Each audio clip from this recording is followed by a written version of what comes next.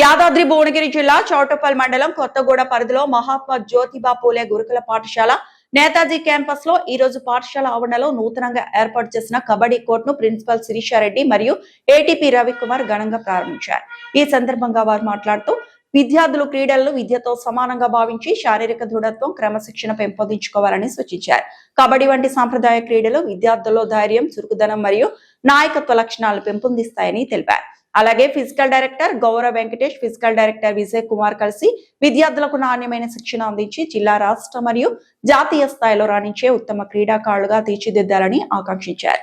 విద్యార్థులు ఈ అవకాశాన్ని సద్వినియోగం చేసుకుని క్రీడల్లో మంచి ప్రతిభ కనపరచాలని ప్రోత్సహించారు. ఈ కార్యక్రమంలో విద్యార్థులు, ఉపాధ్యాయులు పాల్గొని కబడ్డీ కోర్టు ప్రారంభోత్సవాన్ని విజయవంతం చేశారు. ఓడిపోయినా గెలిచేదాకా ఆడుతా అనే నేచర్ ని ఆటలు డెవలప్ చేస్తాయి అన్నమాట. మిమ్మల్ని ఇంకా స్ట్రాంగ్ చేస్తాయి మెంటల్లీ కూడా.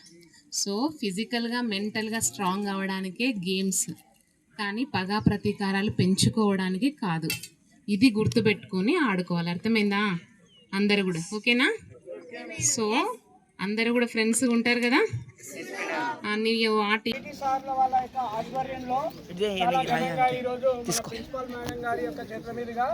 కబడ్డీ కోర్టును ప్రారంభించుకుంటున్నాం.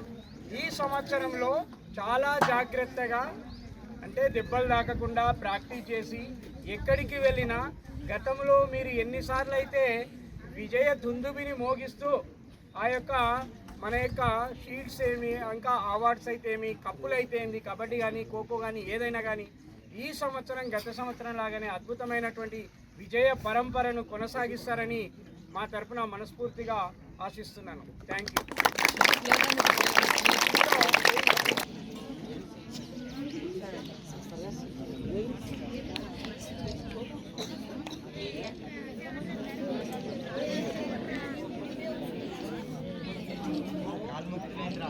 మాట్లాడుతూ పిల్లలు